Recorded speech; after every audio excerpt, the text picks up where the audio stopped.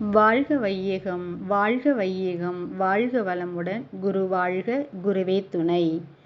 அருட்தந்தை அவர்களின் இன்றைய சிந்தனை விஞ்ஞானம்.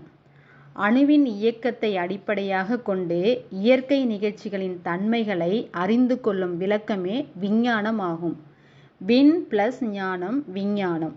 அணுவின் அசைவு நிகழ்ச்சியிலிருந்து அணுக்கள் இணைந்த பல்வேறு நிகழ்ச்சிகளை காலம், தூரம், பருமன், வேகம் என்ற 4 அளவைகளால் கணிப்பதும், அத்தகைய நிகழ்ச்சிகளால் வாழ்வில் ஏற்படும் விளைவுகளை யூகித்து தன் விருப்பத்திற்கும் தேவைக்கும் ஏற்றபடி அவ்விளைவுகளை பயன்படுத்தவும், இந்த நோக்கமும் செயலும் வெற்றி பெற உடல் கருவிகட்கு துணை கருவிகளாக இயந்திரங்களையும் நுட்ப அளவை கருவிகளையும் உற்பத்தி செய்து உபயோகம் கொள்வதும் விஞ்ஞானத்தின் சிறப்புகள்.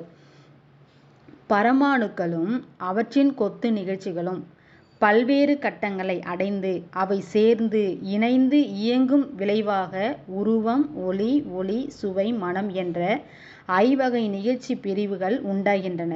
எந்த கட்டத்தில் எந்த நிகழ்ச்சி உண்டாகின்றது என்று கணித்த முற்கால அறிஞர்கள் ஒவ்வொரு கட்டமாக பிரித்து விண், காற்று, நெருப்பு, நீர், நிலம் என்று பஞ்சபூத தத்துவ விளக்கமாக கொண்டார்கள்.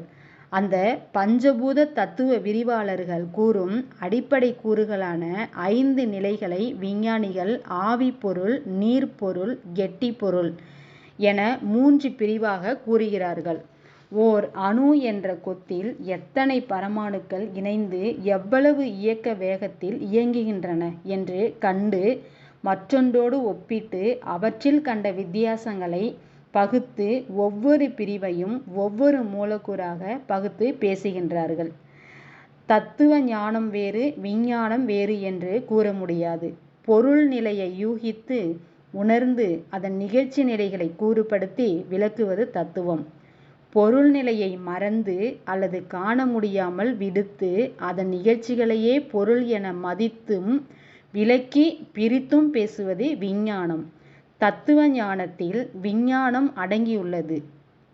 விஞ்ஞானம் தத்துவ ஞானத்தை நாடிச் சென்று கொண்டிருக்கின்றது. விஞ்ஞானமாயினும் தத்துவ ஞானமாயினும் இன்ப துன்ப உணர்ச்சிகளை முறைப்படுத்த மனிதன் எடுத்த முயற்சியின் விளைவுகளே. எனவே வாழ்வின் நலத்திற்கே, தெளிவிற்கே, இனிமைக்கே விஞ்ஞானமும் தத்துவ ஞானமும் உரியன என்கிறார் நம் அருள்தந்தை அவர்கள். நன்றி. வாழ்க வளமுடன்.